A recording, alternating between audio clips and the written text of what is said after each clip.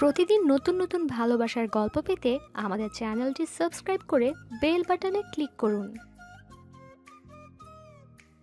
বাসরাতে জানতে পারলাম আমার বউ তরি কানে কম শোনে। কম শোনাতে সেটাতে আমার প্রবলেম নেই, কিন্তু প্রবলেম হলো তার উল্টা শোনাতে। এই উল্টা শোনার জন্য জীবন আমার সাদা কালো টিভি হয়ে গেছে। ফুলসজ্জার রাতে যখন ঘরে প্রবেশ করলাম, দেখতে পেলাম সে লম্বা ইয়া বড় ঘোমটা দিয়ে বসে আছে। আমি তার পাশে গিয়ে ঘোমটা উল্টিয়ে চেহারা দেখে বললাম, বাহ, তুমি কত নাইস। কিন্তু পরক্ষণে তরি অভিমানী হয়ে বলল, ছি, এসব কি কথা? শুরুতেই আপনি বউয়ের সাইজ জিজ্ঞাসা করছেন? হাহ, আপনি কেমন পুরুষ? এমন হলে কিন্তু আমি বাসর রাত থেকে উঠে বাইরে চলে যাব, এই কিন্তু বলে দিলাম। আমি হালকা রাগান্বিতভাবে বললাম, আরে আমি বলেছি নাইস। তরি এবার আমাকে অবাক করে দিয়ে বলল, আমার সাইজ হলো 36, 28, 34। এবার খুশি তো? তার কথা শুনে আমি তবদা খেয়ে রইলাম। এই মেয়ে বলে কি? আমি বললাম নাইস, সে বলে সাইজ। হৃৎপিণ্ড অলরেডি কাঁপতে লাগলো। পাশের রুমে ভাবিরা হেসে উঠল হা হা করে। ভাবিরা সবাই দেওয়ালে কান পেতে বাসরাতে আমাদের কথা শুনছেন, যাতে সকাল হলে আমাকে নিয়ে মজা করতে পারেন। তাই তাদের হাসির আওয়াজে আমি লজ্জা পেয়ে কথা আরও আস্তে বলার সিদ্ধান্ত নিলাম। এদিকে তরির নাইসকে সাইজ বলার জন্য ভাবাচ্ছে আমাকে। মনকে বুঝালাম হয়তো দুষ্টুমি করছে সে। বাসরাতে অমন দুষ্টুমি বউরা একটু একটু করেই। আমি এবার মুচকি হেসে আগামী দিনের নির্দেশনা দিতে শান্তভাবে বললাম, আমি সবসময় তোমার সাথে আছি। আমার মন যদি খারাপও থাকে, নিস্তেজ থাকে, তোমার মন ভাঙতে কখনোই দিব না আমি। তরি অভিমানী স্বরে বলল, ও মা, এটা কেমন কথা? পাগল হয়েছেন নাকি? আমি না বুঝে বললাম, মানে? তরি বলল, আপনার ধন যদি খারাপ থাকে, নিস্তেজ থাকে, আমার ধন ভাঙতে দিবেন না। এসব কি বলছেন? মদ খেয়েছেন নাকি? নাকি গাঞ্জা খেয়ে বাসর করতে এসেছেন? আপনার সাথে কোনো কথাই নাই। নাউজুবিল্লাহ, বলে কি? এই মেয়ের কথা শুনে বুকের দুই পাশে চিনচিন করছে। হার্ট অ্যাটাক পাচ্ছে আমার। মাথা কেবল লাটিমের মতো চক্কর দিচ্ছে। আমার অবাক হওয়ার চাহনির দিকে তাকিয়ে সে আবার নিজে নিজে বলতে থাকলো, গাঞ্জা না খেলে এটা তো জানার কথা, পুরুষ মানুষের ধন থাকে আর মেয়েদের থাকে। ওই দেখো, সব বলে দিচ্ছে। আমি তাড়াতাড়ি তরির মুখ চেপে ধরলাম। এ মেয়ে এগুলা কি বলে? আমি বললাম মন, ও বলে ধন। বাসরাতকে দেখছি শোকসভা বানিয়ে দেবে। এদিকে অপর পাশে থাকা ভাবিরা হু হু করে হাসতে হাসতে শেষ। পেটে খিল ধরে গেছে তাদের। তাদের হাসিতে খাট নড়ছে। আমার চোখ দিয়ে পানি চলে এসেছে। কোনো মতে চেপে রেখে বললাম, দেখো, এটা আমার 10টা না 5টা না একটা মাত্র বাসরাত। প্লিজ সেটাতে এমন কথাবার্তা বলো না যেটাতে লোকে হাসে। তরি দেখি আমার সেক্সি ঠোঁটের দিকে তাকিয়ে আছে। তার সহজ ভঙ্গিমায় তাকানোই আমি তার প্রেমে পড়ে গেলাম। সাথে সাথে আমার বাসর পেতে থাকলো। আমি তাকে রোমান্টিক মুডে বললাম, এই প্লিজ কাছে আসো। কিন্তু সে আমার টেনশন বাড়িয়ে বাসরাতে হাহা করে হাসতে থাকলো। সে শুনেছে হাসো, তাই বাসরাতে তার অট্রা হাসি। হাসিতে পুরো ঘরের সবাই জাগ্রত হয়ে গেছে। অন্য রুম থেকে ছোট বাচ্চার কান্নার আওয়াজও শোনা যাচ্ছে। আমি হালকা দাঁত চেপে বললাম, হাসো বলিনি, বলেছি কাছে আসো, তোমাকে আদর করব। তরি না বুঝে বলল, হোয়াট? আমি এবার দাঁত কটমট করতে করতে বললাম, আদর করব, কাছে আয়। তরি রাগীভাবে বলল, কিছুই শুনতে পাচ্ছি না। ওরে আল্লাহ, আমি কাছে আসতে বলেছি, আমি তোমাকে আদর করতে চাই। তরি না বুঝে বলল, মেয়েদের মতো মিনমিনিয়ে কি বলেন? পুরুষ মানুষ, পুরুষের মতো কথা বলেন। আমার এবার গেল মেজাজ বিগড়ে। আমি বাসরাতে নীরব থাকার কথা ভুলে আমি চিৎকার দিয়ে বলে উঠলাম, আমি তোরে আদর করব, তোর 14 গোষ্ঠীরে আদর করব, জড়িয়ে ধরব, সেক্স করব, তাই শালি কাছে আসার জন্য বলতেছি, আর তুই তো শুনতেছিস না, দেমাগ দেখাস না। কথাগুলো চিৎকার দিয়ে বলে আমি হাঁপিয়ে পড়েছি, তাই কুকুরের মতো খাটে জিহ্বা বের করে হাঁপাতে থাকলাম। কিন্তু পরক্ষণে মনে হলো, হাই হাই করলাম কি, আমি তো বাসরাতে আছি। বাসরাতে চিৎকার করা যে মুরব্বীদের নিষেধ আছে। আমার চিৎকার যে শুধু ঘরে সবাই শুনেছে তা শুধু নয়, বাড়ির আশেপাশে থাকা সব জনতা শুনে গেছে। আমার মান ইজ্জত গেল বলে সকালে মুখ দেখাবো কিভাবে? আমার কথা শুনে বোধ হয় ভাবিরা কেউ হার্ট অ্যাটাক করেছে, তাই অ্যাম্বুলেন্স আসতে কেউ ফোনে বলেছে। আমি ভয়ে ঢোক গিলতে থাকলাম, শেষে কথার জন্য খুনের আসামি যেন না হয়ে যায়। কিন্তু এত কিছুর পর যখন তরি বলল, হোয়াট? কি বলছেন? কিছুই শুনতে পাচ্ছি না, আরো জোরে বলেন। আমি কথাটা শুনে ও মাগো বলে কখন যে বাসরাতে অজ্ঞান হয়ে পড়লাম বুঝতেই পারিনি। এই মেয়ের কানে কম শোনা আমার জীবন জিন্দেগি বিষাদ করে দিয়েছে। তরির রূপ, যৌতুক আর তার বাবার সরকারি চাকরি ধরিয়ে দেওয়ার কথা শুনে লোভে পড়ে বিয়ে করেছিলাম। কিন্তু কে জানতো একটা মহা বধিরকে বিয়ে করব? কে জানতো বধিরকে বিয়ে করে আমার পরিবারে অমাবস্যা নেমে আসবে? এই জন্য কথায় আছে, সত্তার তিন অবস্থা। মূলত অনেক মেয়েকে দেখেও আমার যখন পছন্দ হচ্ছিল না, তখন হঠাৎ তরিকে দেখে পছন্দ হওয়ায় সাথে সাথেই বাবা কোনো কিছু না যাচাই করে কাজে এনে সাথে সাথে বিয়ে করিয়ে দেন। কিন্তু সে বিয়ে যে আমার জীবনের ধ্বংস করে দেবে সেটা আমি বুঝিনি। তো সেদিন আব্বাকেও তরি হাসপাতালে ভর্তি করিয়ে দিল। আব্বার এক বন্ধু এলে আব্বা তরিকে ডাক দিয়ে বললেন, মা, এদিকে আসো তো। তরি জোরে ডাক শুনে এলে সে আব্বার বন্ধুকে প্রথমে সালাম করে। তখন আব্বা বন্ধুকে বলেন, এটা হলো আমার পুত্রের বউ। কিন্তু তরি অভিমানী হয়ে বলল, আমি আপনার মূত্রের বউ? এগুলো কে বলেন? আপনি শাওনের বাবা, তাই বলে যা ইচ্ছা তা বলবেন? সেটা কখনোই আমি মেনে নিব না। মূত্রের সাথে আমায় মেলাবেন না। বাবা দেখছি বুকে হাত দিয়ে রেখেছেন। আব্বার বন্ধুর চোখ বড় দেখে আব্বা বললেন, এটা আমার লাকের দোষ। কিন্তু তরি চেঁচিয়ে বলল, চি, কিসব কথাবার্তা!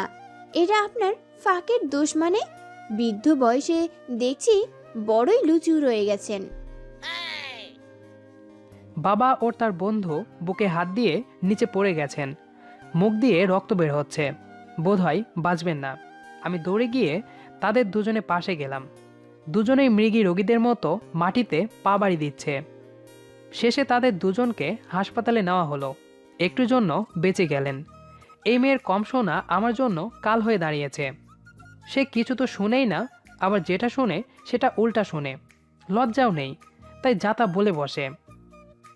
ওই দিন আমাদের ঘরে আমার পুলিশ বন্ধু এলো। তার এক প্রকার জোরাজোরিতে তরিকে ডাক দিলাম। সে তরিকে দেখে বলল, ভাবি দেখে অনেক সুন্দর, ভাবির গালটা লাল। আমি তো আতঙ্কে গুঁজে থাকলাম। কি শুনেছে আল্লাহই ভালো জানেন। কিন্তু তরি শুনল ভাবির মালটা লাল, তাই রাগে গিজগিজ করতে করতে বলল, তোদের মতো লুচ্চা পুলিশের জন্য আজ দেশে এত ধর্ষণ, কুত্তার বাচ্চা। বন্ধু বুকে হাত দিয়ে আছে, শরবত খাচ্ছিল। তরির কথা শুনে শরবত মুখ থেকে পড়ে গেল। তরি আবার বলল, তোর ঘরে মা বোন নাই? হারামজাদার লম্পট, মাল বলতে লজ্জা করে না? তাও ভুল বলছিস, মালকে লাল বলছিস। দাঁড়া। সে এবার জুতা দিয়ে বন্ধু পুলিশ অফিসারকে দিল গালে বাড়ি। তার গাল লাল হয়ে গেল। সে জুতার বাড়ি খেয়ে বাড়ি থেকে বের হয়ে যায়। শুনলাম তরির কথা শুনে নাকি আত্মহত্যা করেছে। আত্মহত্যার সময় নাকি তার কান থেকে রক্তক্ষরণ হচ্ছিল। নিজের বন্দুক বের করে কানে গুলি খেয়েছে। এভাবে পুলিশ আত্মহত্যা করলে জনগণ যাবে কার কাছে? এই মেয়ের সামনে কিছু বলতে সাহস করি না। এইদিকে ডিভোর্সও দিতে পারছি না। তাকে বলি ডিভোর্স দিব, সে শুনে প্রপোজ করব। সে মুচকি হেসে চলে যায়। তাকে নিয়ে বের হওয়া তো দূরের কথা, তার থেকেই ভয়ে 100 হাত দূরে থাকি। সেদিন অফিসের বস এলেন আমার সাথে কথা বলতে, কিন্তু আমি আসার আগেই তাকে পুলিশ ধরে নিয়ে গেল। শুনলাম তার 5 বছরের জেল হয়েছে। পরে জেনেছি তিনি আমাদের ঘরে এসে তরিকে বলেছিল, তুমি কি আজিজুল হক, শাওনের বউ তরি? সে ঠোঁট দেখে হালকা বুঝে বলল, হুম। কিন্তু যখন স্যার বললেন চমৎকার, কাছে আসো, কিন্তু তরি শুনেছিল বলাৎকার। পরে তাই তরি অফিসের বসকে 999-তে কল দিয়ে ফোন দিয়ে ধরিয়ে দিয়েছিল। তিনি যেতে যেতে বলেছিলেন আমি সাখাওয়াত স্যার, কিন্তু তরি শুনেছিল ডাকাত স্যার।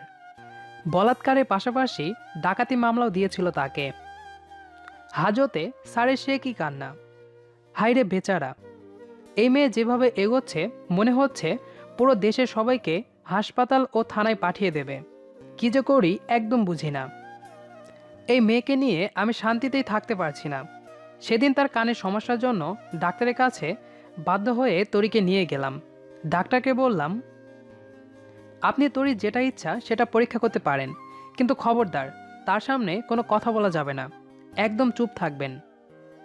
কিন্তু ডাক্তার ভুলে তরিকে জিজ্ঞাসা করলো, মা, প্রবলেম কিসে? তোমার কি শোনায় সমস্যা?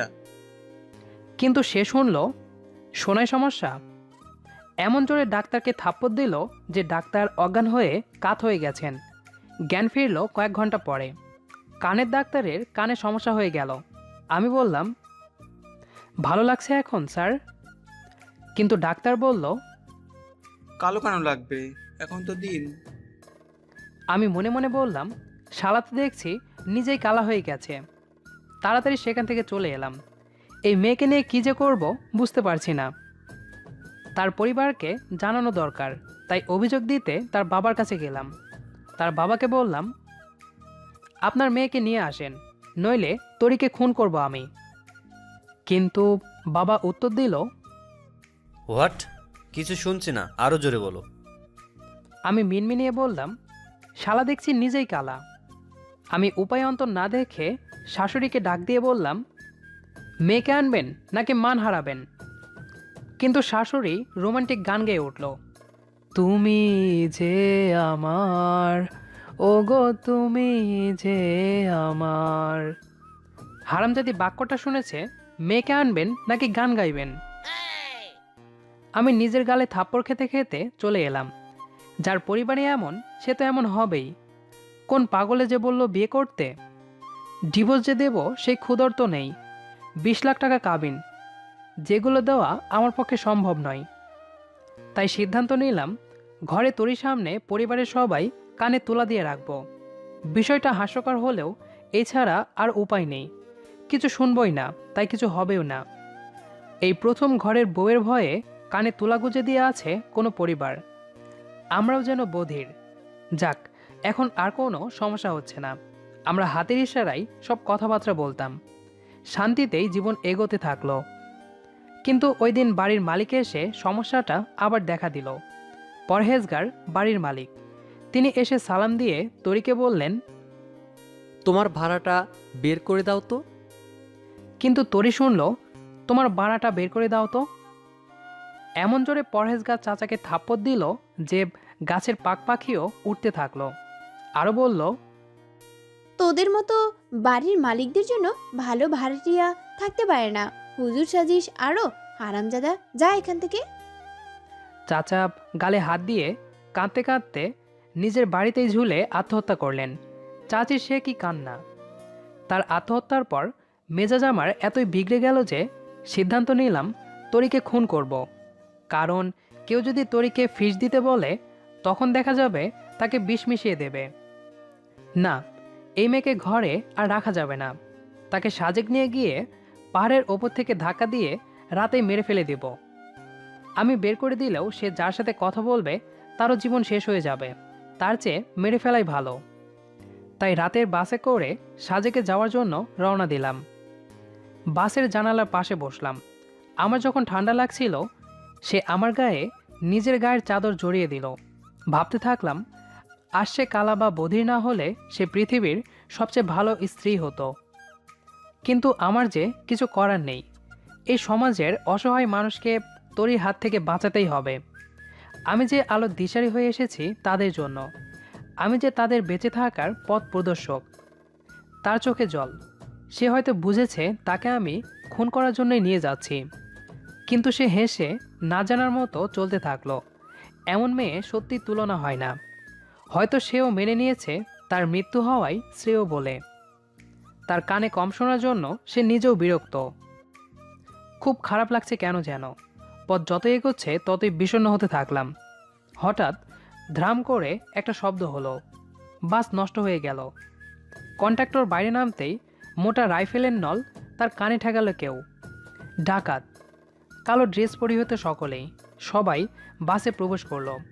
সবশেষে কান কাটা সানোয়ার উঠল, যে দেশের শ্রেষ্ঠ ডাকাত, যাকে ধরার জন্য একটা দেশের পুলিশ খুঁজছে। পত্রিকায় প্রতিদিন তার ছবিসহ ডাকাতির খবর শোনা যায়। আমি তাকে দেখে ভয়ে ঢোক গিলতে থাকলাম। যাকে ধরিয়ে দিলে 50 লাখ টাকা পুরস্কার সরকার দেবে। ধরিয়ে দেওয়া তো দূরের কথা, কেউ তার ডাকাতির সামনে পড়লে বেঁচে ফিরে না। বউকে মারতে এসে এখন দেখছি নিজেই মারা পড়ব। সে বাসের সিটের সামনে দাঁড়িয়ে বলল, আমি হইলাম শীর্ষ ডাকাত কান কাটা সানোয়ার। আমার খুঁজতেছে একটা দেশ। আমি যে বাসে উঠি সেই বাসে ডাকাতি করি। আর আমার স্টাইল হলো যাওয়ার সময় ফ্রিতে সবাইকে মাইরা থুয়ে রাখি। আজ তবু মৃত্যু অবধারিত। সবাই কাঁপতে কাঁপতে শেষ। কিন্তু সর্দারের কথাটা শুনে তরি হাসতে হাসতে একাকার। সবাই তার দিকে তাকিয়ে আছে। সিরিয়াস কন্ডিশনে মেয়ে হাসে, স্ট্রেঞ্জ। সে পেট ধরে খিলখিল করে হাসছে। তার হাসিতে ডাকাত সকলে বড় বড় চোখ করে তাকিয়ে আছে। আমি ভয়ে কালো ব্যাগের চেনটা খুলে সেখানে মাথা ঢুকিয়ে রাখলাম। যদি জিজ্ঞাসা করে মেয়েটা কারকে, আমি বলবো চিনি না, ওর জন্য আমি মরতে পারবো না। তরির সামনে এসে সর্দার মোটা কণ্ঠে বলল, ও মাইয়া, হাসতেছো কেন? তোমার কি ভয় ডর নাই? তরি বলল, এটা কেমন কথা, বালচাটা জানোয়ার? বাসে সবাই মৃত্যু হবে জেনেও ফিক করে হেসে দেয়। ডাকাত বাহিনীর অন্যরাও হাসতে থাকে। এদিকে আমি ভয়ে কাপড় ব্যাগের ভেতরে দোয়া কালমা পড়তে থাকলাম। না জানি কি হয়। কানকাটা সানোয়ার চুপ বললে সবাই চুপ হয়ে যায়। সে আমতা আমতা করে বলল, কানে সমস্যা নাকি? আমার নাম হলো ডাকাত সানোয়ার, যাকে একটা দেশ খুঁজছে। তরি আবার হাসতে হাসতে বলল, ও মা গো, হাসতে হাসতে মারাই যাব। ডাকাত জানোয়ার। এবার ডাকাত সর্দার দাঁত চেপে বলল, জানোয়ার নয়, সানোয়ার। তরি বলে, জানোয়ার নয়, জানোয়ার। ডাকাত সর্দার বলল, আমার নাম সাইদুর সানোয়ার। তরি বলল, আপনি হলেন ইঁদুর জানোয়ার। হাসি কেমনে থামাই? ডাকাত সানোয়ারের প্রেস্টিজ পুরাই ফাংসার। এদিকে আমার চোখ থেকে পানি পড়ছে ব্যাগে। আজ না জানি সানোয়ার ভাই বোমা দিয়ে তরির জন্য পুরো বাসটাই উড়াই না দেয়। তাই আল্লাহ আল্লাহ জপতে থাকলাম। এদিকে ডাকাত সর্দার নিজের চুল নিজে ছিঁড়তে থাকেন। তরিকে মেরে ফেললে তার সম্মান কমে যাবে। যে করে হোক তরিকে ভয় লাগাতেই হবে। তাই ডাকাত সর্দার বন্দুক খুঁজতে লাগলো। বন্দুক নিয়ে তরিকে সামনে আসার জন্য ইশারা করলে সে সামনে গেলে তিনি বললেন, ওই বেটি, নাম ঠিকভাবে বল। আমার নাম কি? বালচাটা জানোয়ার। সবাই হাহা করে হাসছে। ডাকাতের মাথা খারাপ হওয়ার জোগাড়। সে বাসের জানালা বরাবর গুলি চালিয়ে দিল। সবাই ভয়ে কাঁপছে, অথচ তরির কোনো ভয় নেই। যে শুনোই না তার আবার কিসের ভয়? ডাকাত তবদা খেয়ে গেল। ভাবছে হয়তো এই মেয়েটার সাহস আছে। কিছুক্ষণ বাদে আবার সর্দার বলল, প্লিজ একবার বল। আমার নাম কান কাটা সানোয়ার। যা, তোকে সাইরা দিমু। তরি বলল, হোয়াট? ডাকাত হালকা জোরে বলল, কান কাটা সানোয়ার বলতে বলছি। কিন্তু তরি কিছু শুনছেই না। গুলি শব্দে যেটা ছিল সেটাও বোধহয় গেছে। সে বলল, আপনি কিসের ডাকাত, এত আসতে বলেন? ডাকাতের কথাটা তার অ্যাটিটিউডে লাগলো। তিনি জোরে শক্তি দিয়ে চিৎকার দিয়ে বললেন, আমি ডাকাত কান কাটা সানোয়ার। তরি বলল, হোয়াট? শুনছি না তো। ডাকাতের চোখ বেয়ে পানি পড়তে লাগলো। এটা তার জন্য একটা লজ্জার বিষয়। হাঁপাতে হাঁপাতে সে শরীরের সমস্ত শক্তি নিয়ে চেঁচিয়ে বলল, আমিই ডাকাত কানকাটা সানোয়ার, যাকে একটা রাষ্ট্র খুঁজছে। তার আওয়াজে পুরা বাসই কেঁপে উঠল, জানালার কাঁচও ভেঙে গেল। ডাকাত স্যার নাম বলেই দুর্বল হয়ে পড়ল, তার শরীরে কোনো শক্তি নেই, গ্লুকোজ খাওয়ানো দরকার। কিন্তু যখন তরি বলল, মেয়েদের মতো এগুলো কি বলেন? আপনার হাতে চুরি পড়া দরকার? কিছুই বোঝা যায় না, শালা নাকি আবার ডাকাত। সে কথাটা শুনে নিজের মাথায় রাইফেল দিয়ে বারবার বাড়ি খেয়ে অজ্ঞান হয়ে যায়। যেখানে ডাকাতের সম্মানই নেই সেখানে সজাগ থেকে কী লাভ?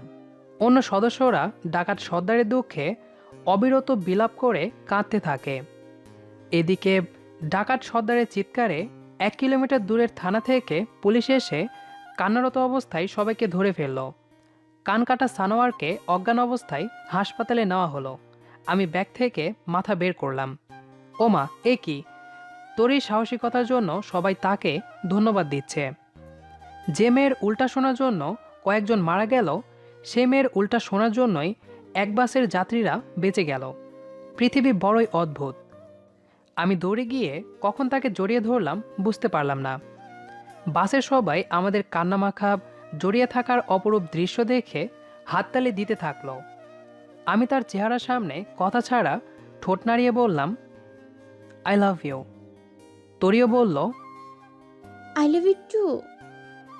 সে আমার কথা বুঝতে পেরেছে, তাই আনন্দে তাকে শক্ত করে জড়িয়ে ধরলাম। কয়েকদিন পর তরির সাহসিকতা পত্রিকায় উঠে যায়। কানকাটা সানোয়ারকে অজ্ঞান বানানোর জন্য সরকার থেকে আমরা পুরস্কৃত হই, 50 লাখ টাকা পাই। সে সাথে আমি আর তরি হয়ে যাই দেশের নামকরা সেলিব্রিটি। তরিকে আর খুন করিনি, তরিকে নিয়ে এখন সমস্যাও হয় না। সরকারি খরচে আমেরিকা থেকে তার কানের চিকিৎসা করিয়েছি। কানের মেশিনে এখন তাকে আরও বেশি সুন্দর দেখায়। শুনেছি কানকাটা সানোয়ার পাবনায় ট্রিটমেন্টে আছে। সে শুধু এক বাক্যই বলেছে, আমি কানকাটা সানোয়ার, আমি। গল্পটি কেমন লেগেছে সেটি অবশ্যই কমেন্ট করে জানাবেন। আর নিয়মিত এরকম মজার মজার ভালোবাসার ভিডিও পেতে আমাদের চ্যানেলটি সাবস্ক্রাইব করে আমাদের সাথেই থাকবেন। আর ধন্যবাদ আজিজুল হক শাওনকে, যিনি আমাদেরকে এত সুন্দর একটি গল্প উপহার দিয়েছেন।